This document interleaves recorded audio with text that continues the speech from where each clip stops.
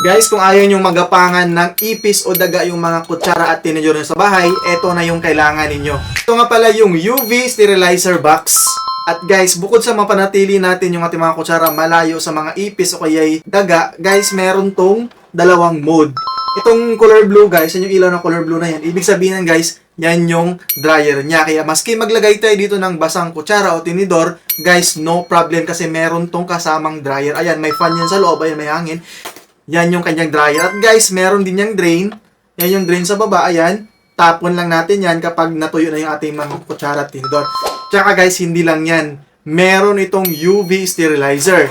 Yan yung color red naman guys sa kabilang button. Pag color red yan siya guys, mag-activate yung kanyang UV sterilizer sa loob. Ayan yung ilaw. Patay natin. Yan. Mag-activate yung kanyang UV sterilizer guys para ma-sterilize yung ating mga kutsara at tinidor na nasa loob. Kaya mga 30 minutes before kayo kakain, pwede nyo pinutin yung UV sterilizer. Ayan.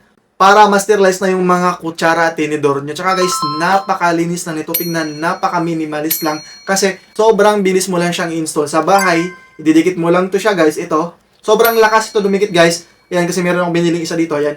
Sobrang lakas ito dumikit guys. Ilagay mo lang siya, tapos sabit mo na sa likod. Hindi ka na magdi-drill, hindi ka na magbubutas ng inyong mga pader. At saka guys, kapag bumili ka nito, piliin mo yung merong kasama ng ganito. O kung meron kang extra ng ganito sa bahay, pwede rin. Saksak mo na.